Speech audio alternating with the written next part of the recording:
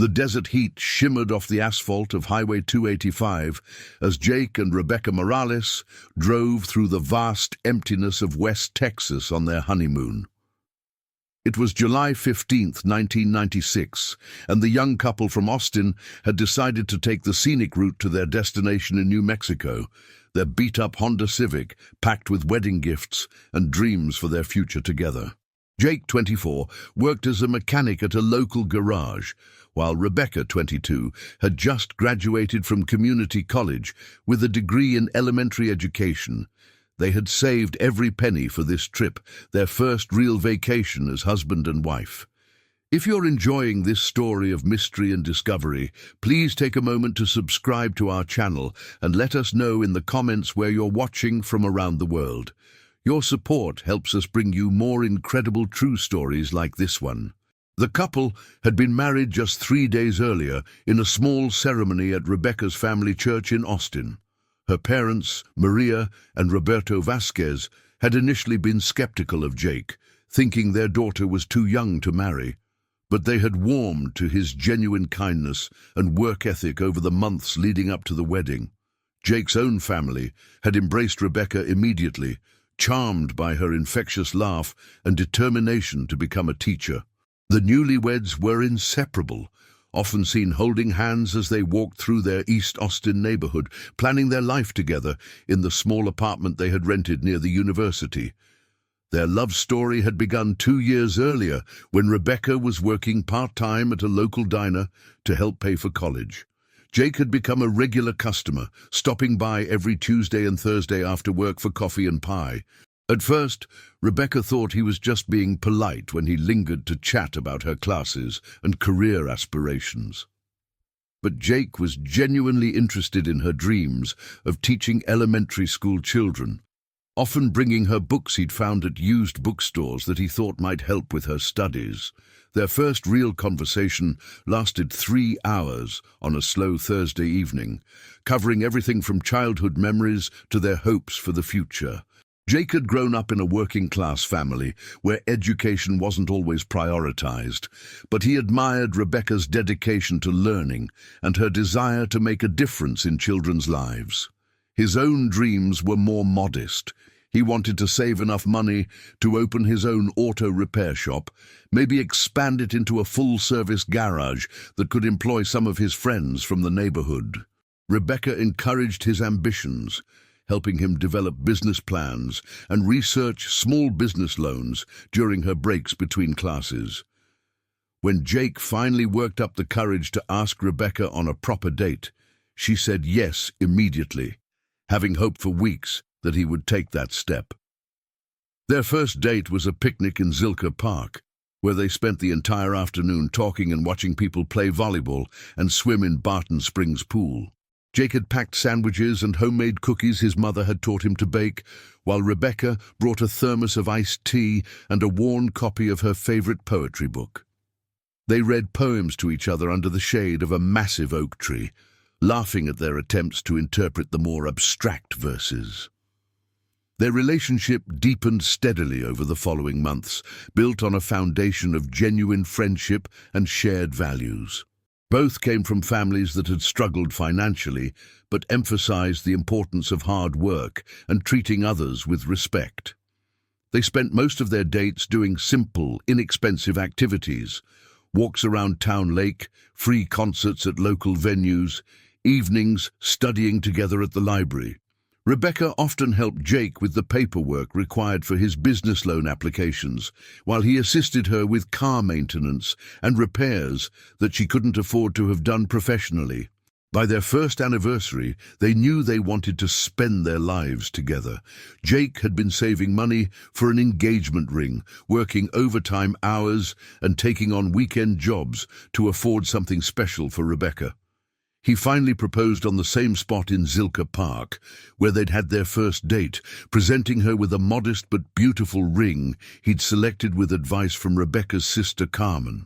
Rebecca cried happy tears as she said yes, already envisioning their wedding and the life they would build together. The wedding planning process brought their families closer together, despite initial concerns about the young couple's financial situation. Maria Vasquez worried that her daughter was giving up opportunities to focus too much on marriage, while Jake's father, Carlos, wondered if his son was ready for such a serious commitment. But as they watched Jake and Rebecca navigate the challenges of planning a wedding on a tight budget while maintaining their work and school schedules, both families recognized the maturity and partnership that characterized their relationship. As they drove through the Chihuahuan desert that July afternoon, Rebecca navigated with a worn road atlas spread across her lap, occasionally pointing out interesting rock formations or distant mountains. Jake had the radio tuned to a country station, and they sang along to Garth Brooks and Shania Twain, their voices carrying through the open windows into the vast silence of the desert. The landscape was harsh but beautiful, with sagebrush and mesquite trees dotting the sandy terrain that stretched endlessly toward the horizon. In the distance, the Guadalupe Mountains rose like ancient sentinels against the blazing blue sky. They had originally planned a more expensive honeymoon destination, but decided to use their savings for a down payment on a house instead. This road trip through the Southwest represented a compromise that would give them time together while staying within their budget. Rebecca had researched interesting stops along their route, including several national parks and historic sites they both wanted to visit.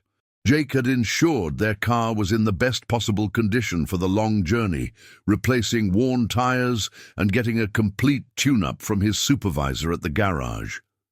The couple had left Austin early that morning, saying goodbye to family members who had gathered to see them off. Rebecca's mother had packed extra food and water, worried about the long stretches of empty highway they would encounter in West Texas. Jake's father had given him detailed maps and advice about desert driving, drawing on his own experiences during military service in similar terrain. Both families had expressed some concern about the remote route the couple had chosen, but Jake and Rebecca were confident in their preparation and excited about the adventure.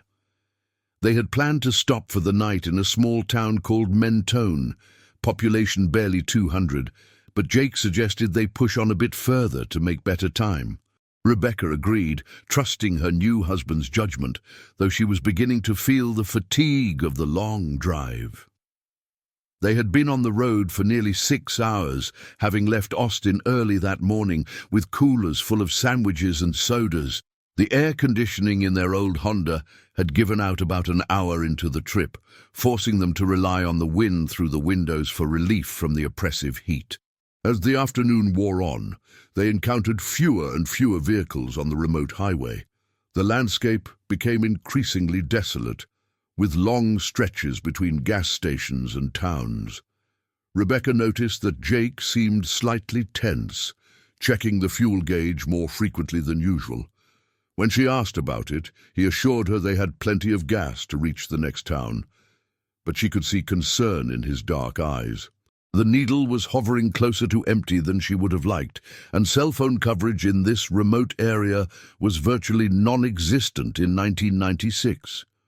Around 4:30 p.m., they passed a weathered sign indicating they were entering Loving County, Texas, the least populated county in the United States, with fewer than 100 residents. The irony of the name wasn't lost on the Newlyweds, and Rebecca laughed, saying it was perfect for their honeymoon journey. Jake smiled and reached over to squeeze her hand, but she noticed beads of sweat on his forehead that weren't entirely from the heat. The gas gauge needle was now firmly in the red zone, and the nearest town on their map appeared to be at least 30 miles ahead. The Honda began to sputter just as they crested a small hill, giving them a view of the endless desert stretching in all directions. Jake coasted to the shoulder of the highway, the engine finally giving out completely as they rolled to a stop beside a cluster of scraggly mesquite trees. The silence was immediate and overwhelming after hours of road noise and radio music. Rebecca looked at her husband with concern rather than anger. They were both practical people who understood that sometimes things went wrong, despite the best planning. Jake got out to assess their situation, popping the hood, though he knew the problem was simply an empty gas tank. The heat hit him like a physical blow, easily over 100 degrees with no shade except for the narrow strip provided by their car. Rebecca joined him outside, and together they looked up and down the empty highway, hoping to see another vehicle approaching. But Highway 285 stretched endlessly in both directions, like a ribbon of black across the tan desert, shimmering with heat mirages that made the distant mountains appear to dance. They decided their best option was to wait for another car to pass and ask for help, either a ride to the nearest gas station or for someone to call for assistance when they reached a town with phone service. Jake retrieved a small cooler from the back seat, grateful they still had several bottles of water and some snacks. Rebecca found their road atlas and calculated they were approximately 15 miles from the nearest town in either direction, too far to walk safely in the desert heat, especially with limited water supplies. As the sun began its descent toward the western horizon, painting the desert in shades of gold and orange, the young couple settled in to wait for help.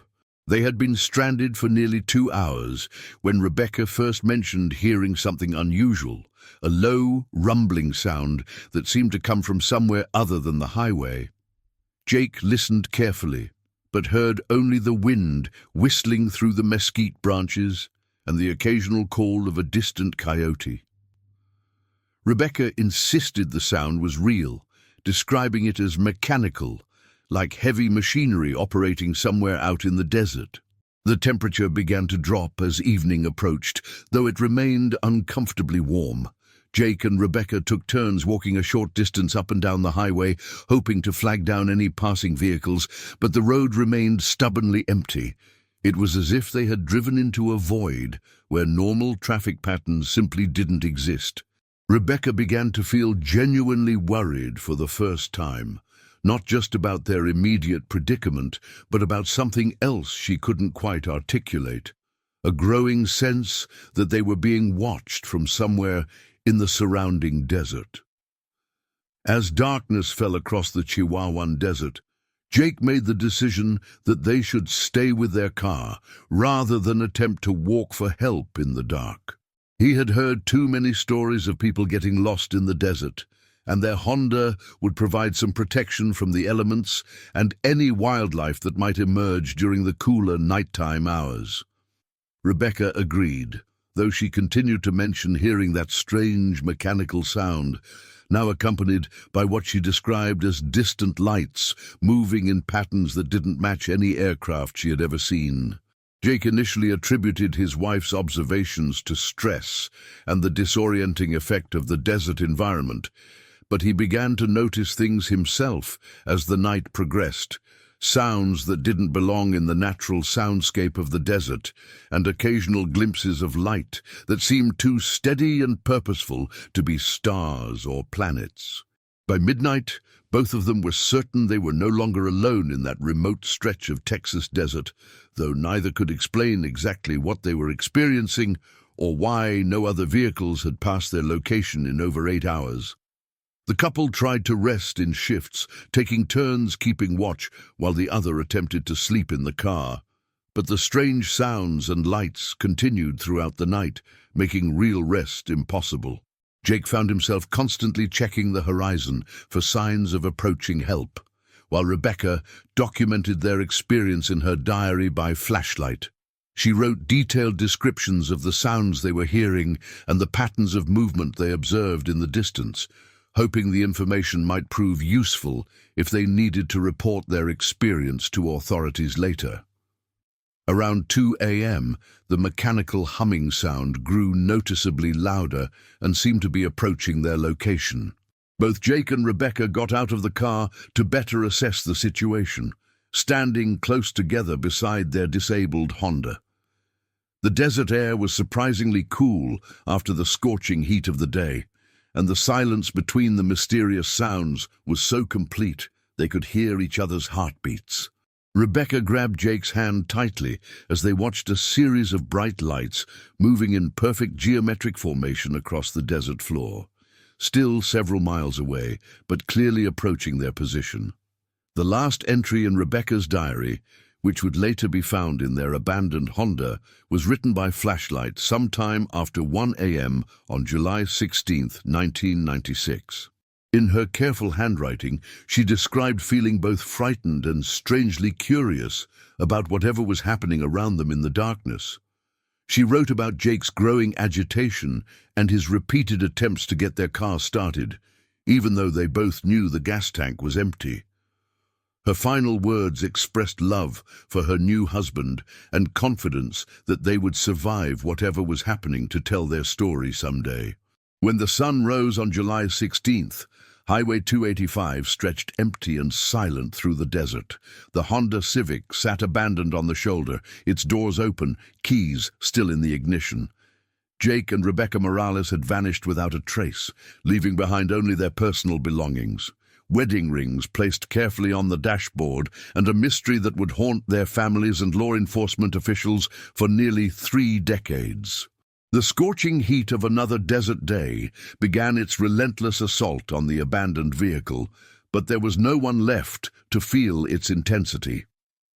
The initial search for Jake and Rebecca Morales began within hours of their failure to arrive at their planned destination in Roswell, New Mexico. Rebecca's sister Carmen had expected a call from the Newlyweds by noon on July the 16th, and when she couldn't reach them by phone, she contacted local authorities. The New Mexico State Police worked with their Texas counterparts to trace the couple's intended route, quickly locating their abandoned Honda on Highway 285.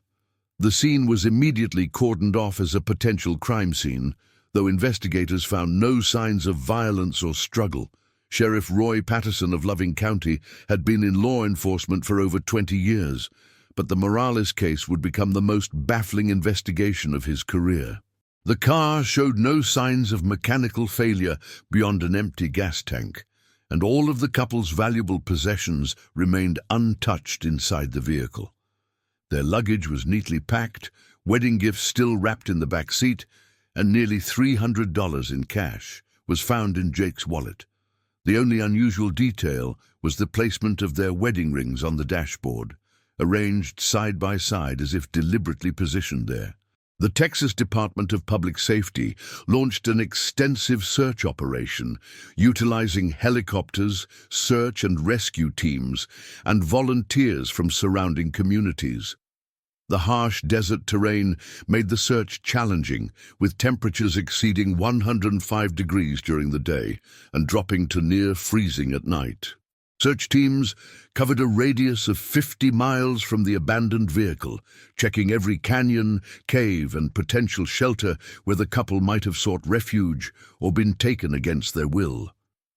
Detective Linda Hayes from the Texas Rangers was assigned to coordinate the investigation, bringing 15 years of experience with missing persons cases to the effort. She immediately noticed several unusual aspects of the scene that didn't fit typical patterns for either voluntary disappearance or abduction. The careful placement of the wedding rings suggested deliberate action, but there were no fingerprints other than the couple's own on any surfaces inside or outside the vehicle.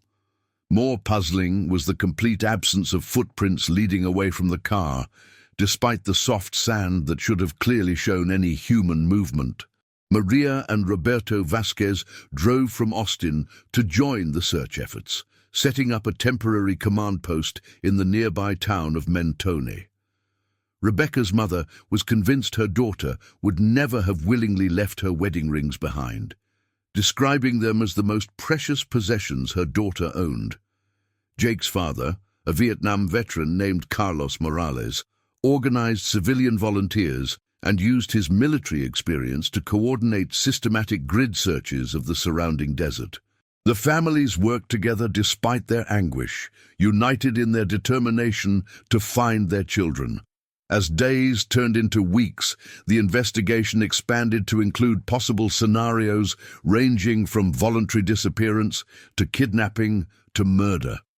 FBI agents joined the case due to the possibility of interstate crimes, interviewing everyone who had known the couple and examining their financial records for any indication of plans to disappear voluntarily. Friends and family uniformly described Jake and Rebecca as deeply in love, financially stable despite their modest means, and excited about their future together. There was absolutely no evidence to support a theory of voluntary disappearance.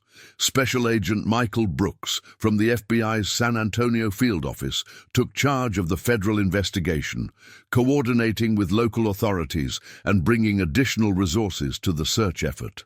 He ordered detailed forensic analysis of the abandoned Honda, hoping to find trace evidence that might indicate what had happened to the couple.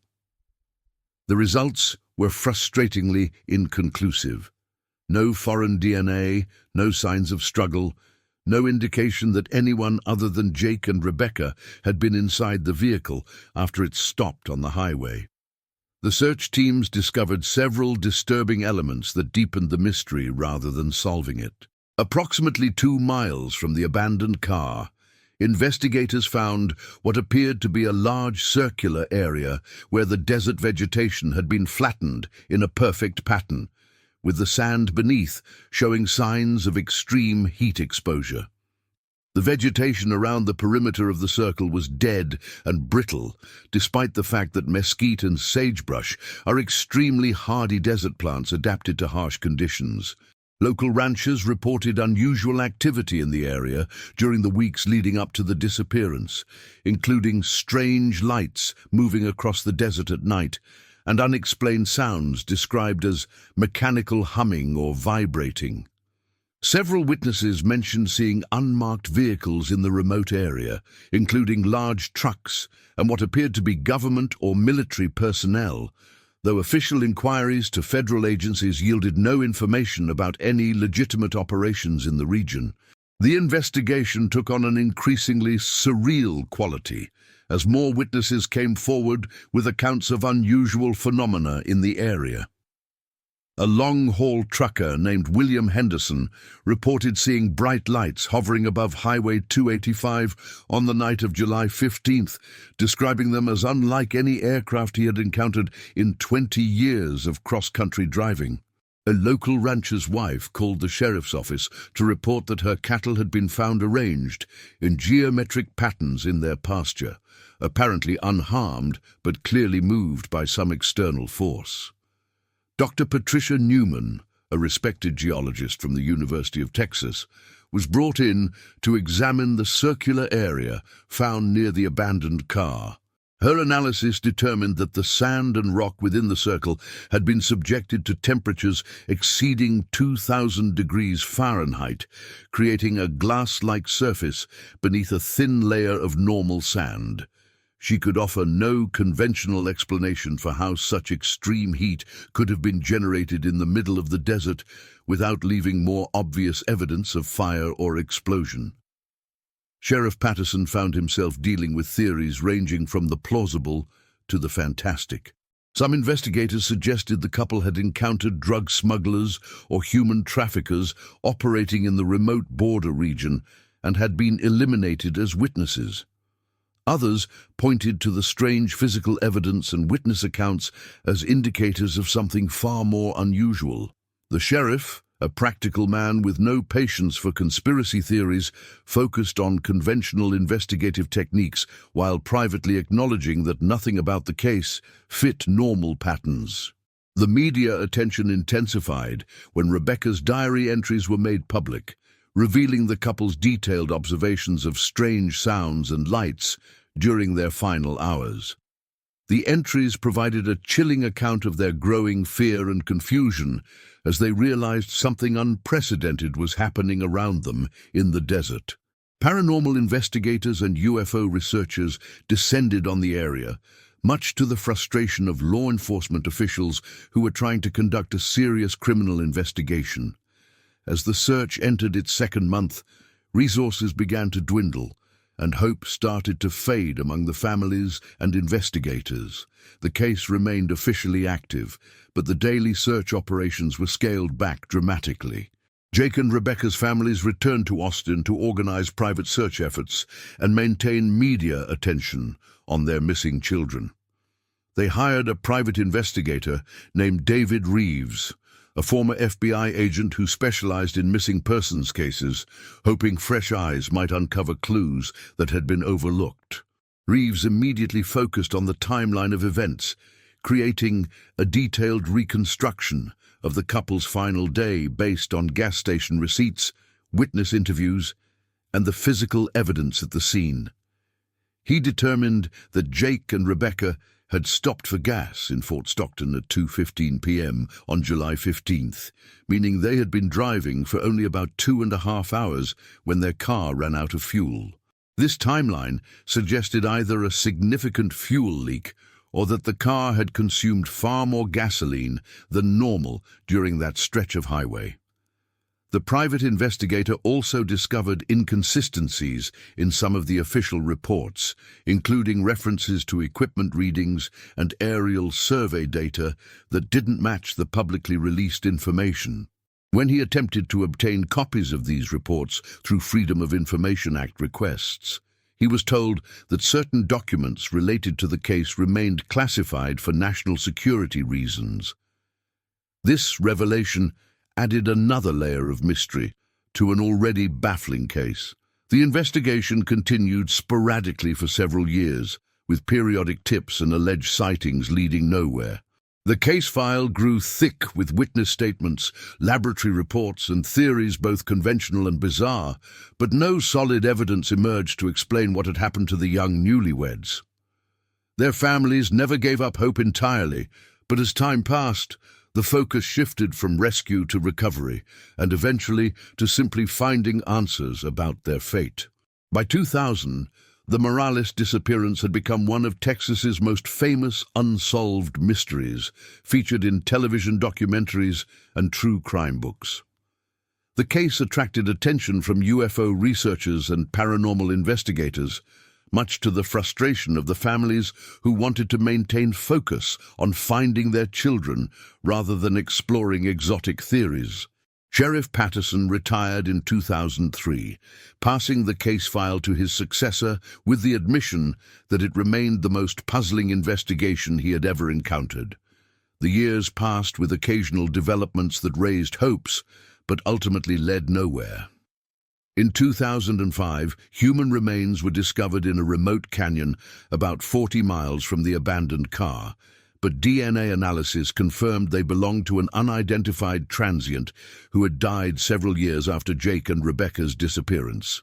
In 2010, a deathbed confession from a convicted drug smuggler claimed knowledge of the couple's fate, but investigation revealed the man had been incarcerated in federal prison at the time of their disappearance. Jake and Rebecca's families gradually began to accept that they might never know what happened to their children, though they never stopped hoping for answers. Maria Vasquez kept her daughter's bedroom exactly as Rebecca had left it, and Carlos Morales continued to organize anniversary searches every July 15th for over a decade. Their story became a cautionary tale about the dangers of remote travel, though the unusual circumstances surrounding their disappearance suggested something far more complex than a simple breakdown in the desert. Detective Hayes, now retired, continued to review the case files periodically, hoping that new forensic techniques or witness testimony might finally provide the breakthrough that had eluded investigators for so many years. She had worked hundreds of missing persons cases during her career, but the Morales disappearance remained unique in its complete absence of conventional explanations. The physical evidence, witness accounts, and timeline of events simply didn't fit any known patterns of criminal activity or accidental death. The breakthrough that would finally shed light on the Morales disappearance came from an entirely unexpected source in March of 2024. Harold Becker, an 89-year-old retired petroleum engineer living in Houston, was preparing to move into assisted living when his grandson discovered a dusty cardboard box in his garage attic.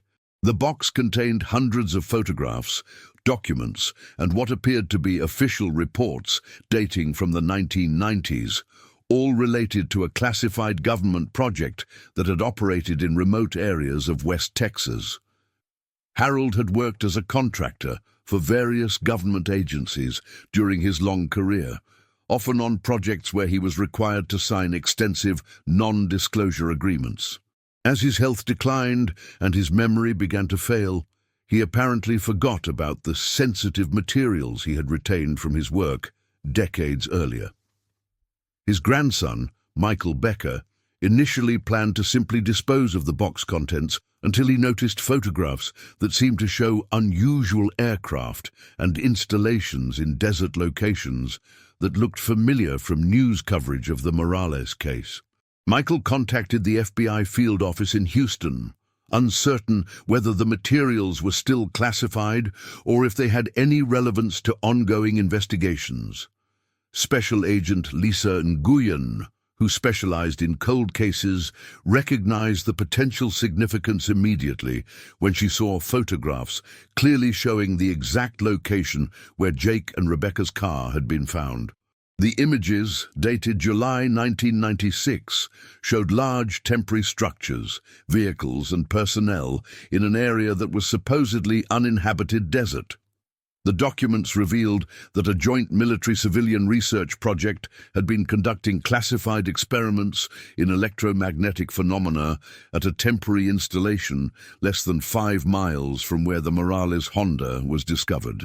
The project, codenamed Desert Echo, involved testing experimental radar and communication systems designed to detect stealth aircraft and submarines. The installation had been operational from June through August 1996, exactly the period when Jake and Rebecca disappeared. Dr. Elizabeth Hartley, who had served as the project's civilian director, was tracked down to her retirement home in Colorado. Now 78 years old, she initially refused to discuss Desert Echo, citing her security clearances and non-disclosure agreements. However, when presented with evidence linking the project to the disappearance of 2 innocent civilians, she agreed to cooperate with investigators in exchange for immunity from prosecution for any violations of classified information protocols. According to Dr.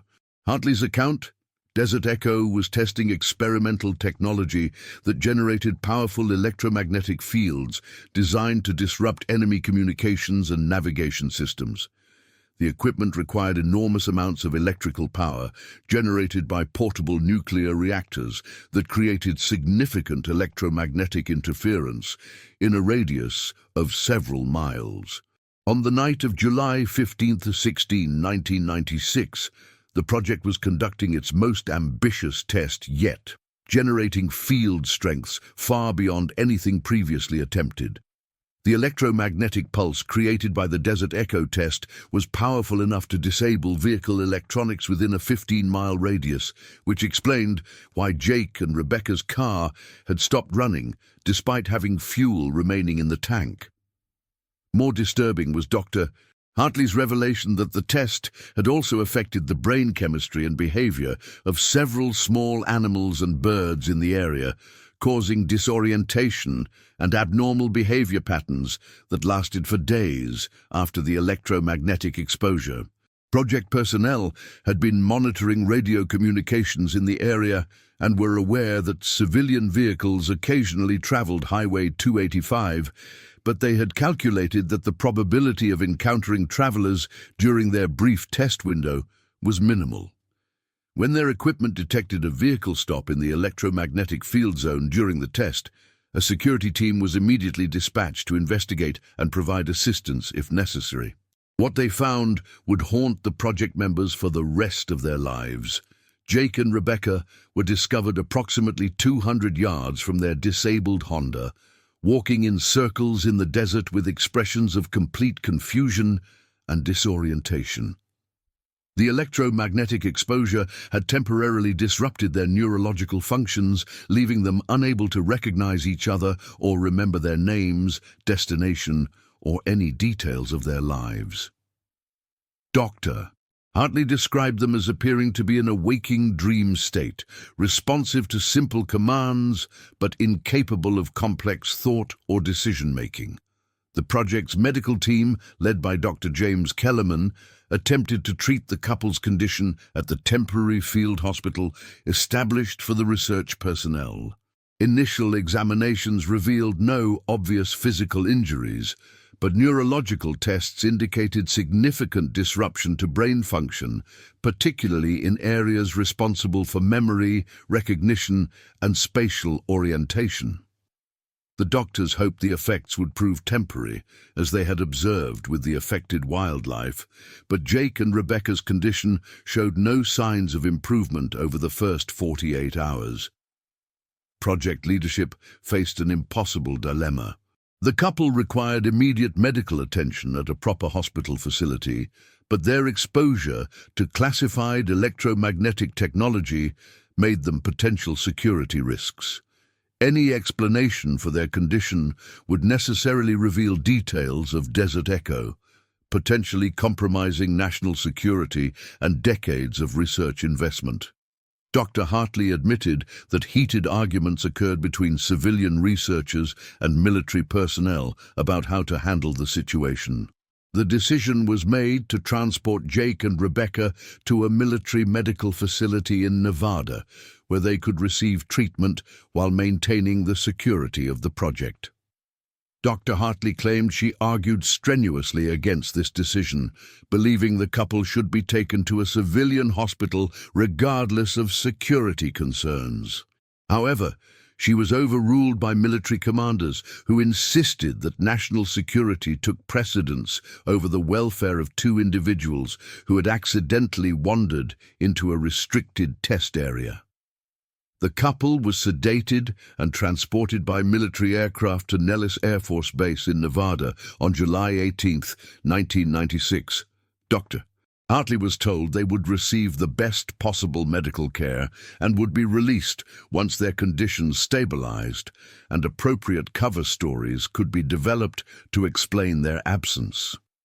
She was also informed that her security clearance would be revoked, and she would face prosecution for treason if she ever disclosed any details of the incident or the couple's fate.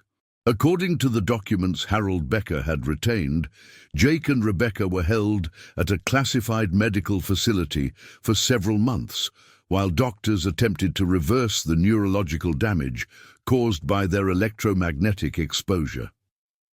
Progress reports indicated some gradual improvement in their basic cognitive functions, but their memories of their previous lives remained completely absent. They required constant supervision and care, similar to patients with severe dementia or traumatic brain injuries. Dr. Hartley lost all contact with the case after being removed from the project in August 1996, but Harold Becker's files contained subsequent reports suggesting that Jake and Rebecca's condition never fully improved. The documents indicated they were eventually transferred to a long-term care facility, where they lived under assumed identities with no memory of their real names, families, or previous lives. The final report in the file, dated December 1998, grimly noted that both patients had died of pneumonia within weeks of each other. The revelation of Jake and Rebecca's fate sent shockwaves through their families and the law enforcement officers who had spent years searching for them. Maria Vasquez, now 73 years old, struggled to comprehend that her daughter had lived for 2 additional years while the family mourned her as dead. The knowledge that Rebecca had suffered such a tragic fate while being held by her own government was almost too painful to bear, though it provided the answers the family had desperately sought for decades. The FBI investigation into the Desert Echo project and the handling of the Morales case revealed a pattern of decisions that prioritized government secrecy over human welfare. While the electromagnetic research itself had been conducted within legal parameters, the decision to conceal civilian casualties and deny families the right to know their loved one's fate constituted a serious violation of constitutional rights. The case sparked congressional hearings and led to new oversight requirements for classified research projects. Dr. Hartley, now freed from her decades-long burden of secrecy, provided detailed testimony about the couple's final years. She revealed that Jake and Rebecca had formed a new bond with each other, despite their memory loss, seeming to recognize something familiar in their companion, even though they couldn't remember their previous relationship. They had lived quietly in the care facility, holding hands during walks in the garden and sitting together during meals, their love somehow transcending the trauma that had stolen their identities. The families filed lawsuits against the federal government, seeking damages for the wrongful deaths of their children and the decades of anguish caused by the cover-up. While financial compensation could never restore what had been lost, the legal action forced a public acknowledgement of the government's responsibility for the tragedy. More importantly for the families, it ensured that Jake and Rebecca's true story would finally be told, honoring their memory and the love that had brought them together on that fateful desert highway. The Desert Echo project was officially declassified in 2024, and the research files were made available to the scientific community with appropriate redactions for ongoing security concerns. The electromagnetic technology developed through the project had eventually led to several important military applications, but the human cost of that research could never be justified by its scientific value. Jake and Rebecca Morales had paid the ultimate price for their government's pursuit of technological advancement. Harold Becker's decision to preserve those classified documents, whether intentional or accidental, had finally brought justice to a case that might otherwise have remained unsolved forever. His grandson Michael, who discovered the box, became an advocate for government transparency and worked with congressional representatives to strengthen oversight of classified research projects involving potential risks to civilian populations. On July 15, 2024, exactly 28 years after Jake and Rebecca's disappearance, their families held a memorial service at the site where their Honda had been found on Highway 285. A simple granite marker was placed beside the road, bearing their names and the dates of their birth and death, along with the inscription, "Together Forever." The service was attended by family members, law enforcement officers who had worked the case, and Dr. Hartley, who traveled from Colorado to pay her respects to the young couple whose fate had haunted her for decades.